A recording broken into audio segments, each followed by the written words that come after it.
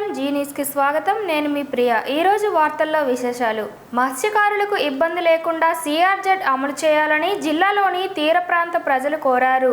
పర్యావరణ ప్రజాభిప్రాయ సేకరణ సదస్సు శ్రీకాకుళం జిల్లా కోస్టల్ జోన్ మేనేజ్మెంట్ ప్లాన్ ఖరారు నిమిత్తం సిఆర్జెడ్ నోటిఫికేషన్ విడుదలపై తీర ప్రాంత ప్రజలు అధికారులతో ప్రజాభిప్రాయ సేకరణ నిమిత్తం గురువారం జిల్లా కలెక్టర్ కార్యాలయ సమావేశ మందిరంలో జిల్లా రెవెన్యూ అధికారి ఎం గణపతిరావు అధ్యక్షత ఏర్పాటు చేశారు.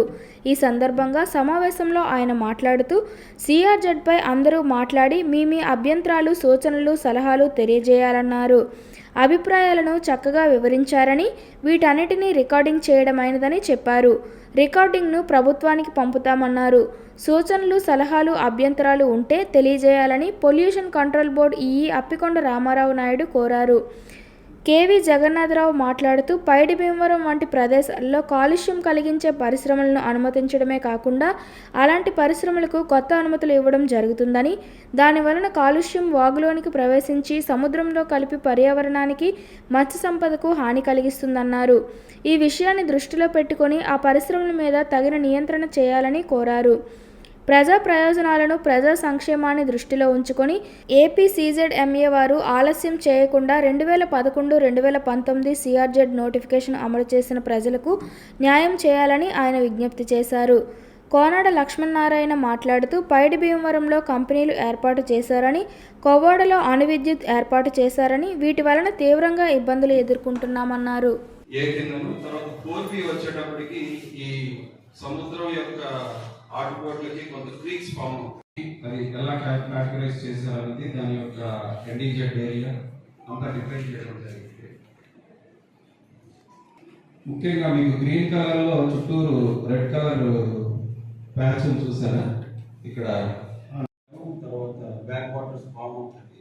వీటిలో మనకి 5 BPT వరకు ఎక్కడైతే రికార్డ్ అవుతుందో ఆ భాగం వరకు దీన్ని సిఆర్జెడ్ 4B ఏరియా కింద ప్రత్యక్ష దైవం అరసవల్లి సూర్యనారాయణ స్వామి ఆలయంలో సీనియర్ అసిస్టెంట్గా పనిచేసిన కృష్ణమాచారి చేసిన అవకతవకలపై విచారణ జరుగుతోందని అరసవల్లి ఈవో ఎస్ చంద్రశేఖర్ తెలిపారు.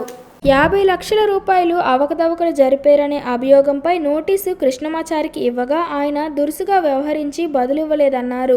దీనిపై దేవాదాయ శాఖ కమిషనర్కు నివేదించామని, కమిటీ విచారణ జరుపుతోందని ఆయన తెలిపారు.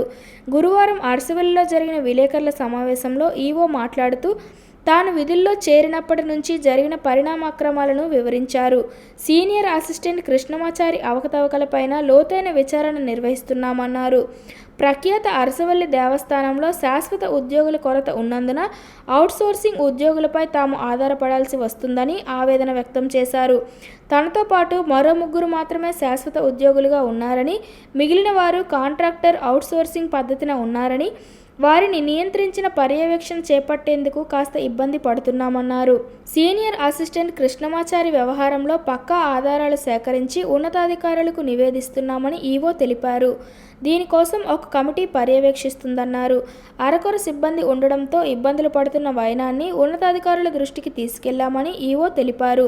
కృష్ణమాచారి చేసిన నిధుల దుర్వినియోగానికి సంబంధించి ఉన్నతాధికారుల ఆదేశాల మేరకు తాము రానున్న రోజుల్లో వ్యవహరిస్తామన్నారు.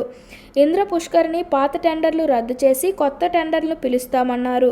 టీటీడీ పాత భవనాన్ని కూల్చడానికి ఉన్నతాధికారులకు నివేదికలు పంపించామని, భక్తుల కోసం కొత్త భవనానికి ప్రతిపాదనలు పంపామన్నారు. నోటీస్ చేసినట్టుగా నాకు తెలిసింది. అంతవరకు విచారణ జరిగింది. తర్వాత ఈ 48 మంది ఇష్యూలు కూడా ఒక ప్రస్తావనగా మారిపోయింది. ఇది గత ఈవో గారు 4 సంవత్సరాల క్రితం, అంటే 2019-20 మధ్యలో కొంతమందిని డైలీ వేజ్ వర్కర్స్ని పాత ఈవో గారు పెట్టుకున్నారు. దాని మీద ఆర్డర్స్ ఏమైపోయి గతంలో కొనసాగించారు వాళ్ళందరినీ కొనసాగించి దాని మీద కొత్తగా వచ్చిన డీసీ టెంపుల్ అప్గ్రేడేషన్ ఇది మన ఫిబ్రవరి 7 తారీఖున డీసీ టెంపుల్కి అప్గ్రేడేషన్ అయినాక రమేష్ బాబు గారు ఈ ఏ ఆర్డర్ లేని వాళ్ళకి నేను జీతం ఏమని ఆయన ఆపారు. దాని మీద మా జాయింట్ కమిషనర్ వచ్చారు. మా జాయింట్ కమిషనర్ కూడా ఒక లెటర్ కమిషన్కి అడ్రస్ చేస్తూ 45 మంది నుంచి శాలరీస్ పే చేయండి అని ఒక ఉత్తర్వు ఇవ్వడం జరిగింది. అలానే ఆయన రమేష్ గారు, అంతమంది ప్రకాష్ గారు, తర్వాత జాయింట్ కమిషనర్ గారు, ఆ తర్వాత నేను నలుగురం కూడా కమిషనర్ గారికి రిక్వెస్ట్ చేస్తూ 45 మందికి శాలరీస్ ఇవ్వమని చెప్పేసి 5 నెలల నుండి పెండింగ్ ఉన్న శాలరీస్ ఇవ్వాల్సిందని చెప్పేసి కమిషనర్ గారి దృష్టిలో పెట్టాము. అయితే ఈయన మెయిన్ వైల్ ఒక ఈ కృష్ణమాచార్య ఎపిసోడ్ వల్ల కొంత డిస్ట్రాక్ట్ అయింది. నవ్యాంధ్ర రాష్ట్ర రాజధాని నిర్మాణానికి అమరావతి రైతులు 33,000 ఎకరాల పంట భూములను అందించారని, వారి త్యాగం మరువలేనిదని శ్రీకాకుళం టీడీపీ సీనియర్ నేత మాజీ ఎంపీపీ జగపతి అన్నారు. 2022 సెప్టెంబర్ 12 నాటికి అమరావతి టు శ్రీకాకుళం పాదయాత్ర నిర్వహించిన అమరావతి రైతులు గురువారం అరసవల్లి దేవస్థానంలో ఆదిత్యుని దర్శించుకున్నారు. అయితే వారి ఆకాంక్ష నెరవేరడంతో పాటు మరలా అమరావతి రాజధానిగా నిర్మాణం జరుగుతుండడంతో రైతులు గత రాత్రి శ్రీకాకుళం ప్రత్యేక బస్సులో చేరుకొని అరసవల్లి ఆదిత్యుని ఆలయాన్ని దర్శించుకొని గురువారం ఆలయ ఆవరణలో ప్రత్యేక పూజలు నిర్వహించారు. శ్రీకాకుళం ఎమ్మెల్యే గొండు శంకర్ అసెంబ్లీ సమావేశాలకు హాజరు కావడంతో ఆయన సూచనల మేరకు వారి తండ్రి శ్రీకాకుళం మాజీ ఎంపీపీ గొండు జగపతి, టీఎన్ఎస్ఎఫ్ నియోజకవర్గ అధ్యక్షులు రెడ్డి గిరిజాశంకర్లు అమరావతి రైతులకు సాదరంగా స్వాగతం పలికి ఆలయానికి తీసుకువచ్చారు. అమరావతి రైతులు ఆలయ ఈవో ఎస్ చంద్రశేఖర్ ఆధ్వర్యంలో ఆలయ అర్చకులు ఆదిత్యునికి ప్రత్యేక పూజలు నిర్వహించారు. అనంతరం మాజీ ఎంపీపీ జగపతి మాట్లాడుతూ అమరావతి రైతులు ఎంతో ఇబ్బందులు పడి 3 పంటలు పండే పంట భూములను రాజధానికి నిర్మాణానికి అందించారన్నారు. రాష్ట్ర ప్రజలు అమరావతి రైతుల త్యాగాలకు ఎప్పటికీ రుణపడి ఉంటారని తెలిపారు. 2019లో జగన్మోహన్ రెడ్డి పాలనలో రాజధానిగా అమరావతి అభివృద్ధి చెందుతుందని రైతులంతా ఆకాంక్షించారని, కానీ ఆ 5 ఏళ్లు సీఎం జగన్మోహన్ రెడ్డి నియంతృత్వ పాలన సాగించారన్నారు.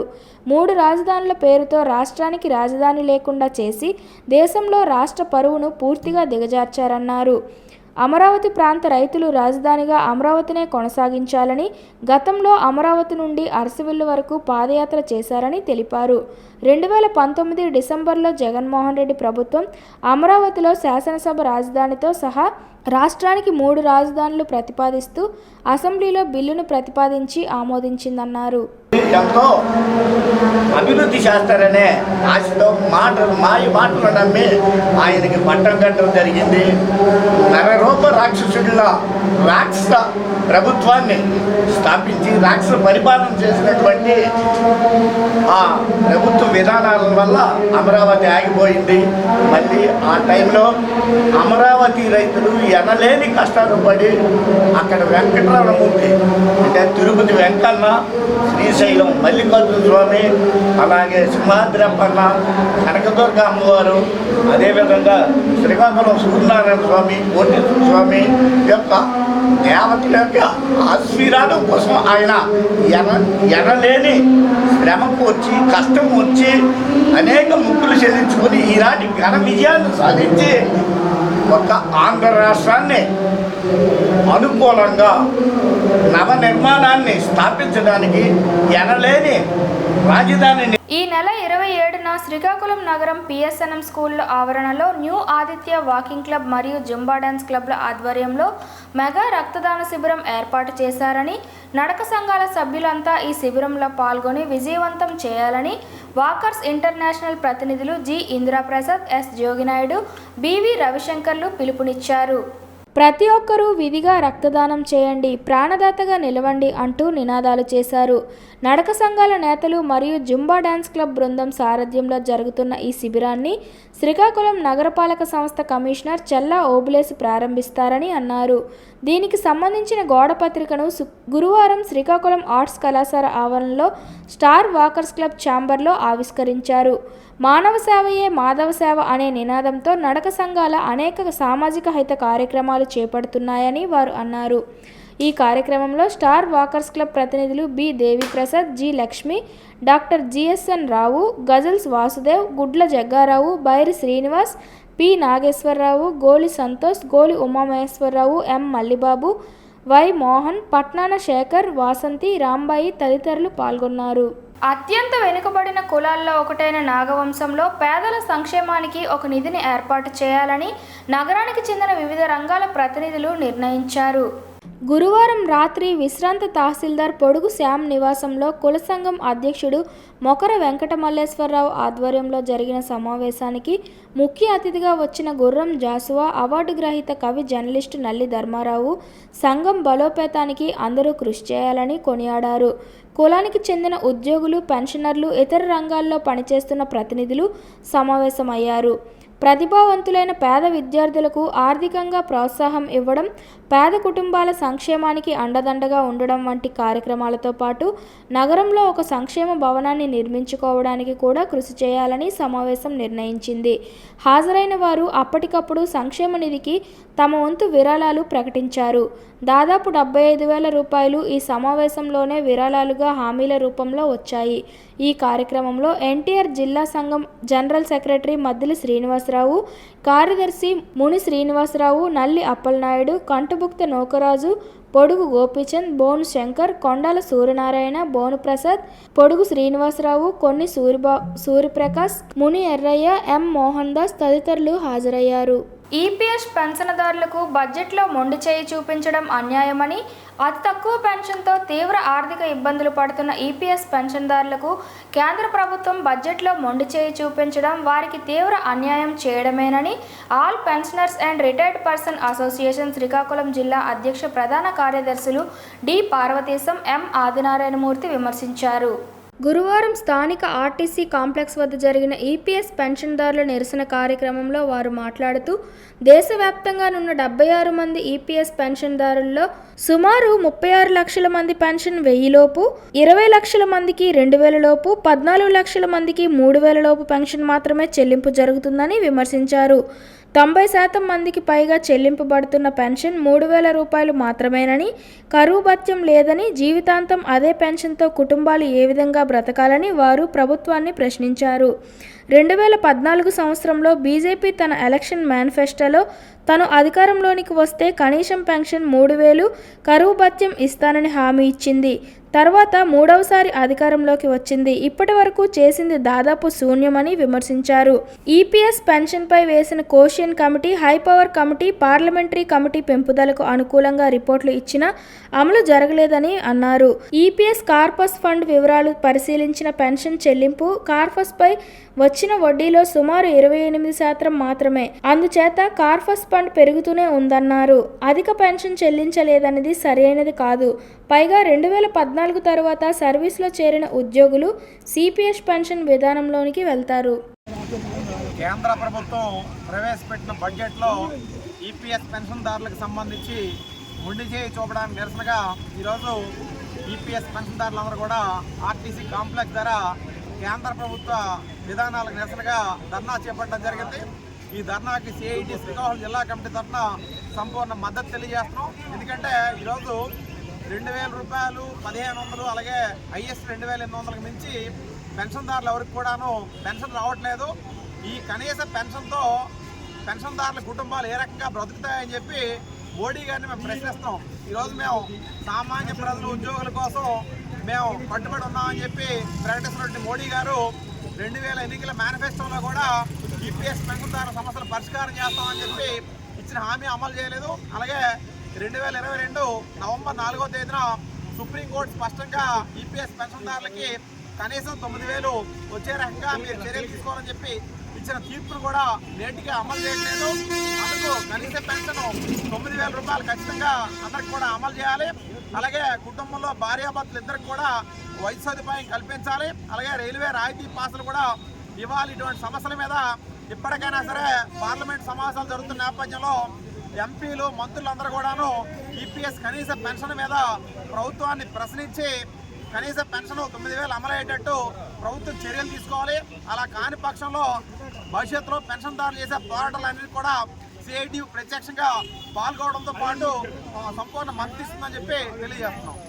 పి తేజేశ్వరరావు, సిఐటి జిల్లా ప్రధాన కార్యదర్శి, శ్రీకాకుళం. జాతీయ విద్యా విధానం 4వ వార్షికోత్సవంలో భాగంగా గురువారం శ్రీకాకుళం రూరల్ మండలం మున్సపేటలో ఉన్న గురజాడ విద్యా సంస్థల సమావేశ మందిరంలో జిల్లా స్థాయి క్రీడా దినోత్సవం జరుపుకున్నారు. ఈ కార్యక్రమానికి ముఖ్య అతిథిగా హాజరైన జిల్లా విద్యాశాఖ అధికారి కె వెంకటేశ్వరరావు మాట్లాడుతూ, విద్యతో పాటు క్రీడలు ఎంతో ఉపయోగపడతాయని, ప్రతి విద్యార్థి విధిగా క్రీడల్లో రాణించి చక్కని జీవనశైలి అలవర్చుకోవాలని పిలుపునిచ్చారు. ఈ సందర్భంగా శారీరక సౌష్ఠవం ప్రాముఖ్యతను వక్తలు తెలియజేశారు. విద్యార్థుల్లో ఆత్మస్థైర్యం, మనోధైర్యం కలగడానికి క్రీడలు ఎంతో దోహదపడతాయని అన్నారు. ప్రభుత్వ పాఠశాలలో చదువుతున్న విద్యార్థులకు పెద్ద ఎత్తున క్రీడల్లో శిక్షణ ఇస్తున్నామని అన్నారు. ఈ కార్యక్రమంలో శ్రీకాకుళం జిల్లా విద్యాశాఖ అధికారులు, వ్యాయామ ఉపాధ్యాయులు పాల్గొన్నారు. ఈ సమావేశంలో శ్రీకాకుళం జిల్లా క్రీడా యాక్షన్ ప్లాన్ తయారు చేశారు. అందరికీ నమస్కారం. నా పేరు ఆర్ విజయ్ కుమారి, ఎంపీటీఓ శ్రీకాకుళంగా వర్క్ చేస్తున్నాను.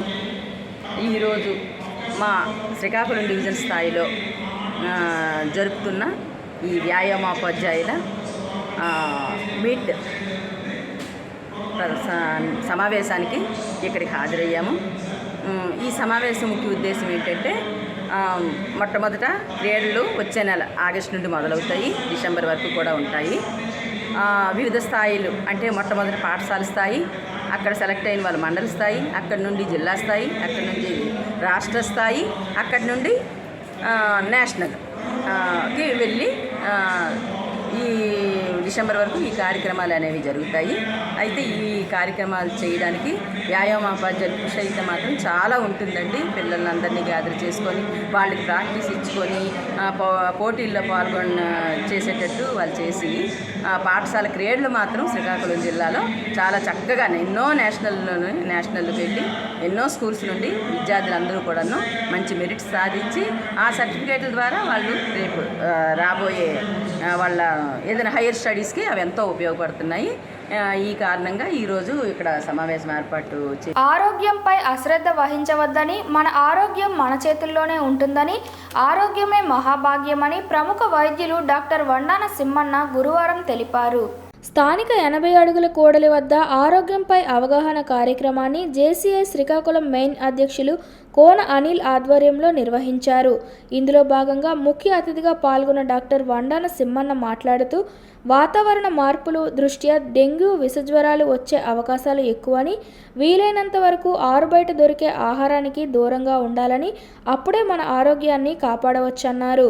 శ్రీకాకుళం జేసీఐ శ్రీకాకుళం మెయిన్ వారోత్సవాల్లో భాగంగా ఆరోగ్యం, శుభ్రత, పరిశుభ్రతలపై అవగాహన కార్యక్రమాలు నిర్వహించడం మంచి ఆలోచన అన్నారు. జిల్లా కలెక్టర్, ఎస్పీతో పాటు ప్రభుత్వ అధికారులు ప్రతిరోజు సీజనల్ వ్యాధులపై అప్రమత్తత చేయడం హర్షణీయమన్నారు. అధ్యక్షులు అనిల్ కుమార్ మాట్లాడుతూ, ఈ వాతావరణంలో గోరువెచ్చని నీరు త్రాగడం శ్రేయస్కరమని, ముఖ్యంగా వృద్ధులు, పిల్లలు, గర్భిణీలు తమ ఆరోగ్యంపై జాగ్రత్త వహించాలన్నారు. తుఫాను కారణంగా సీజనల్ వ్యాధులు ప్రబలే అవకాశం ఉన్నందున అందరూ జాగ్రత్తగా ఉండాలని తెలిపారు. ఆరోగ్యం బాగుంటేనే అదే నిజమైన సంపద అన్నారు. ఉపాధ్యక్షులు ఉర్లం శివతేజ మాట్లాడుతూ, ఆహారం తినకముందు, తిన్న తర్వాత, కాలకృత్యాలు తీర్చుకున్నాక మన చేతులను శుభ్రంగా కడుక్కోవాలని, ఇంట్లో పరిసరాలతో పాటు చుట్టుపక్కల పరిసరాలను శుభ్రంగా ఉంచుకుంటే ఆరోగ్యంగా ఉంటామన్నారు. ఈ కార్యక్రమంలో స్థానికులు JCI Srikakulam main treasurer B Madhu, ఉపాధ్యక్షులు ఆర్ శ్రీనివాసరావు, మనీష్, కిల్లి జయకృష్ణ, పొడుగు చరణ్, జి జనార్దన్ తౌడు తదితర సభ్యులు పాల్గొన్నారు. దేశం ఎదుర్కొంటున్న అనేక సవాళ్లను దృష్టిలో పెట్టుకొని రూపొందించిన కేంద్ర బడ్జెట్ నా భూతో నా భవిష్యత్ అన్న రీతిలో ఉందని అన్నారు. ప్రపంచంలో 5వ స్థానంలో ఉన్న ఆర్థిక రంగం 3వ స్థానంలోకి వెళ్లడానికి ఈ బడ్జెట్ ఎంతగా ఉపకరిస్తుందని అన్నారు. రాష్ట్రానికి నిధుల వర్షం కురిపించిన బడ్జెట్గా ఆయన అభివర్ణించారు. ఉత్తరాంధ్ర జిల్లాలు మరియు రాయలసీమ జిల్లాల సమగ్రాభివృద్ధికి ప్రత్యేక నిధులు కేటాయించడం ఎంతో శుభపరిణామం అన్నారు. ఆంధ్రప్రదేశ్ ప్రగతికి ఊతమిచ్చే ఈ ప్రత్యేక సాయంతో ఈ రాష్ట్రం శరవేగంగా అభివృద్ధి చెందడానికి అవకాశం ఉంటుందని అన్నారు. కీలక రంగాల అభివృద్ధికి బాటలు వేసే బడ్జెట్గా ఆయన పేర్కొన్నారు. దీర్ఘకాలిక ప్రయోజనం కలగడానికి నిరుద్యోగ యువతకు ఉపాధి శిక్షణ, పరిశ్రమలకు రాయితీలు, కొన్ని దిగుమతులపై సుంకం తగ్గింపు వంటి చర్యలు భవిష్యత్తులో ఉపాధికి ఊతమిస్తాయని అన్నారు. ఈ బడ్జెట్లో ప్రకృతి వ్యవసాయానికి ప్రాధాన్యం ఇవ్వడం మంచి పరిణామం అన్నారు. ఆంధ్రప్రదేశ్ రాష్ట్ర ప్రగతికి బాటలు వేసే ఈ బడ్జెట్ అన్ని వర్గాల వారికి మేలు చేకూరుతుందని శ్రీకాకుళం జిల్లా వాసులు అంటున్నారు. కేంద్రం 15,000 కోట్ల రూపాయలు నిధులు మంజూరు చేయడం చాలా హర్షదాయకం. అదేవిధంగా ఈరోజు దేశంలో రాజధాని లేని రాజధాని లేని రాష్ట్రం అనేది ఉన్నదంటే ఆంధ్రప్రదేశ్ రాష్ట్రం. ఆ ఆంధ్రప్రదేశ్ రాష్ట్రం డెవలప్మెంట్ గురించి దీని గురించి ఈరోజు కేంద్ర ప్రభుత్వం 15,000 రూపాయలు విడుదల చేయడం మన ఎన్డీఏ కూటమి సాధించిన విజయంగా నేను భావిస్తున్నాను. రాష్ట్రానికి మోడీ గారు, చంద్రబాబు నాయుడు, మన మంత్రి, ఉప ముఖ్యమంత్రి మన పవన్ కళ్యాణ్ గారు వీళ్ళందరూ కృషితో మనకి చాలా అదృష్టంగా 15,000 కోట్లు మనకి కేటాయించారు. దీనివల్ల మిగతా స్టేట్లో వాళ్ళు కూడా చాలా ఇబ్బంది పడుతున్నా వాళ్ళందరికీ కాదని మనకు జరిగింది. చాలా అదృష్టం మనకి. వార్తలు సమాప్తం. మళ్ళీ తర్వాత బులెటిన్లో కలుసుకుందాం. నమస్కారం.